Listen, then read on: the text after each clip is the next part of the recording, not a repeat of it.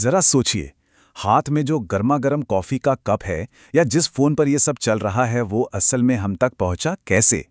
इसके पीछे ना एक बहुत बड़ा, एक अदृश्य ग्लोबल नेटवर्क काम करता है। एक ऐसा जाल जिसके बारे में हम शायद ही कभी सोचते हैं। तो आज हम इसी रहस्यमय यात्रा को समझने की कोशिश करेंगे। इस सफर में हम क्या-क्या देखने वाले हैं? पहले तो हम एक प्रोडक्ट की जबरदस्त यात्रा को देखेंगे, फिर समझेंगे कि ये मार्केटिंग लॉजिस्टिक्स आखिर है क्या भला, इसका मिशन क्या है, ये सिस्टम काम कैसे करता है, और हाँ, सबसे जरूरी, ये सब हमारी रोजमर्रा की जिंदगी के लिए इतना मायने क्यों रखता है। तो चलिए, सबसे पहले एक प्रोडक्ट की इस रोमांचक महायात्रा पर निकलते हैं और देखते हैं कि कहानी शुरू कहां से होती है।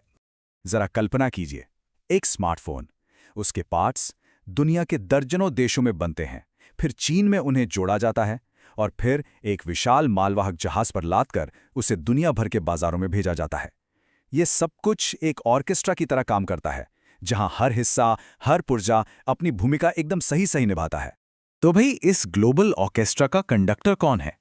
इस पूरी जटिल प्रक्रिया के पीछे का साइंस क्या है? जवाब है मार्केटिंग लॉजिस्टिक्स। इसे एक मास्टर प्लान की तरह समझिए, एक ऐसा प्लान जिसका सिर्फ एक ही लक्ष्य है, सही प्रोडक्ट को सही मात्रा में, सही जगह पर, सही समय पर और सही कीमत पर पहुंचाना। ये वही सिस्टम है जो ग्लोबल ट्रेड की धमनियों में, आप कह सकते हैं, खून की तरह दौड़ता है। और इस मास्टर प्लान के कई जरूरी हिस्से हैं। देखिए, ये आपके ऑर्डर देने से शुरू होता है, फिर सामान बड़े बड़े गोदामों में सुरक्षित रखा जाता है, स्टॉक का पूरा हिसाब किताब होता है और आखिर में उसे आपके दरवाजे तक पहुंचाया जाता है।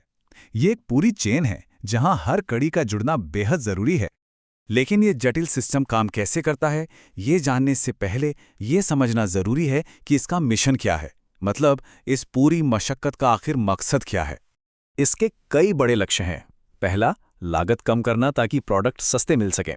दूसरा, वो सही समय पर सही जगह वाला जादू करना। मतलब, जब सर्दियों में जैकेट चाहिए तो वो दुकान में मौजूद हो। साथ ही इसका मकसद कीमतों को स्टेबल रखना, कस्टमर सर्विस को बेहतर बनाना और जाहिर है बिक्री बढ़ाना भी है। तो अब जब हम मकसद समझ गए हैं तो आइए देखते हैं कि ये पूरी मशीनरी चलती कैसे है। ये सारे अलग अलग हिस्से मिलकर एक साथ काम कैसे करते हैं। ये स्लाइड जो हमारे सोर्स डॉक्यूमेंट से ली गई है, हमें इस पूरी प्रक्रिया का एक नक्शा दिखाती है। देखिए, ये कस्टमर के ऑर्डर से शुरू होती है, फिर वेयरहाउस और इन्वेंट्री मैनेजमेंट से गुजरती है और आखिर में ट्रांसपोर्टेशन तक पहुंचती है। और इन सब को एक इन्फॉर्मेशन सिस्टम गोंद की तरह जोड़े रखता है जो हर कदम पर जानकारी का लेन देन करता है।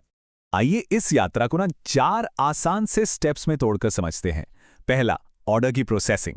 दूसरा, गोदाम में स्टोरेज। तीसरा, स्टॉक पर कंट्रोल। और चौथा, ट्रांसपोर्टेशन।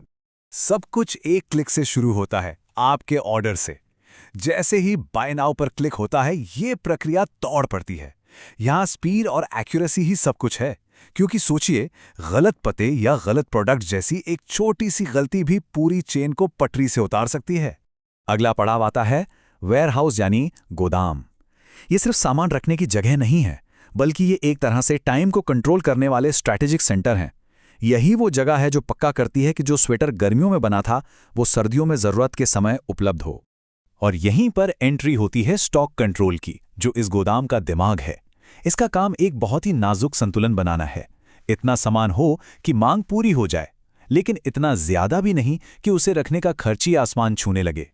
और आखिर में आता है ट्रांसपोर्टेशन, वो लास्ट माइल की यात्रा जो प्रोडक्ट को गोदाम से निकालकर आपके घर तक पहुंचाती है, चाहे वो ट्रक हो, ट्रेन हो या जहाज। यही वो स्टेप है जो ऑनलाइन शॉपिंग को हकीकत में बदलता है। तो अब जब हम इस मशीन के सारे कलपुर्जे समझ चुके हैं, तो आते हैं सबसे बड़े सवाल पर। आखिर ये अदृश्य नेटवर्क हमारी जिंदगी के लिए इतना जरूरी क्यों है? ये तस्वीर पूरी कहानी खुद बयां करती है। एक तरफ सोचिए, एक ऐसी दुनिया जहां विकल्प बहुत कम हो, कीमतें आसमान पर हों और डिलीवरी में हफ्तों लग जाएं। और दूसरी तरफ आज की दुनिया देखिए, जहां दुनिया भर के प्रोडक्ट्स एक क्लिक पर मौजूद हैं। यही फर्क पैदा करती है एक अच्छी लॉजिस्टिक्स प्रणाली। ये बात बिल्कुल सही है। अगर ग्लोबल ट्रेड एक शरीर है, तो लॉजिस्टिक्स उसकी नसें हैं, जो जरूरी सामान को हर कोने तक पहुंचाकर उसे जिंदा और चलता फिरता रखती हैं। और यही बात हमें भविष्य की एक बड़ी चुनौती पर लाकर खड़ा करती है। जैसे जैसे हम एक दिन या अब तो कुछ ही घंटों में डिलीवरी की उम्मीद करने लगे हैं, इस अदृश्य नेटवर्क को खुद को कैसे बदलना होगा। ये एक ऐसा सवाल है जो आने वाले समय में हमारी दुनिया को एक नया आकार देगा।